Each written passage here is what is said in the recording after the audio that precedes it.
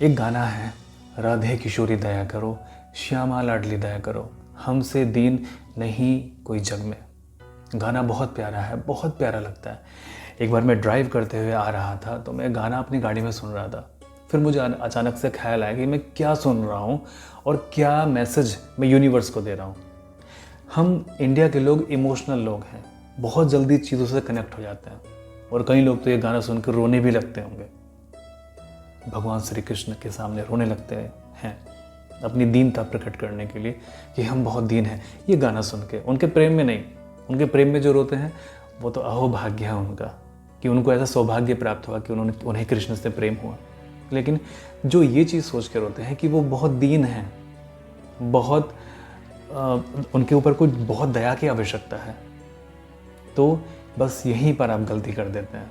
गलती क्या करते हैं कि परमात्मा के हृदय में इच्छा हुई और सृष्टि का निर्माण हुआ।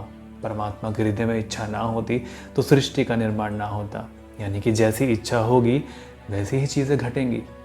तो आप परमात्मा से अलग थोड़ी ना हो, परमात्मा का ही अंश आपके अंदर विद्यमान है। और ये जो शरीर है तो मिट्टी का है, मिट्टी में ही मिल जाना है।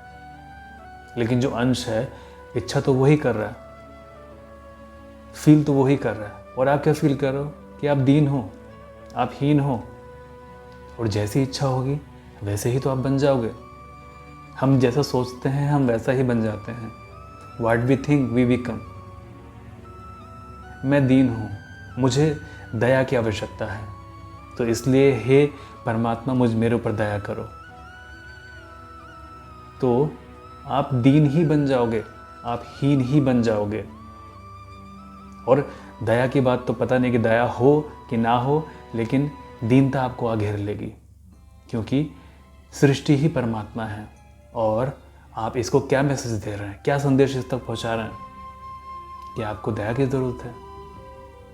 दया तो पहले ही ईश्वर ने आपको कर रखी है कि ये शरीर आपको दे रखा है प्रगति करने के लिए इस धरती पे। और आप दीनता के गुण गा रहे हो, दीनता के गाने आप गा रहे हो कि हमसे दीन नहीं कोई जग में।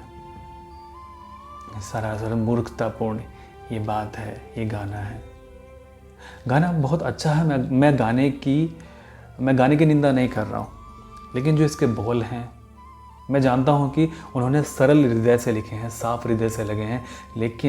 लेकिन अगर उसको गहराई से समझो, लॉ ऑफ अट्रैक्शन को समझो और यूनिवर्स के नियम को समझो, तो आप अपने साथ ही गलत कर रहे हैं। क्योंकि सोचना भी एक कर्म है, फील करना भी एक कर्म है, सूक्ष्म कर्म है लेकिन बहुत शक्तिशाली कर्म है। आप अपने हाथ से अपने चांटा मार दो, ये ऐसा कर्म नहीं है। लेकिन आप अपने आप को दीन समझ लो, ये बहुत बड़ा कर्म है। और जब दीनता आपको आ घेर लेगी तो संसार की सारी शक्तियाँ जो कि दीनता वाली होंगी, हीनता वाली होंगी, आपकी तरफ चल देंगी और आपको दीन करेंगी। और आप खुश हैं अगर आप परमात्मा से बोलते हैं कि बहुत बहुत धन्यवाद जो भी कुछ आपने मुझे दिया, मैं खुश हूँ इसमें, तेरी असीम कृपा कि इतना सब कुछ मुझे दिया। और बार बार उनके सामने अहोभाव प्रकट करें, रो दें उनके सामने इस भाव को प्रकट करते हुए, और अपने आप को बहुत भाग्यशाली समझें, तो दुनिया भर का भाग्य आपके कदमों में आके गिर जाएगा और आगे जन्मों तक आपको वो साथ देगा। तो अगर कुछ सुनना है तो ध्यान से आप सुनिए।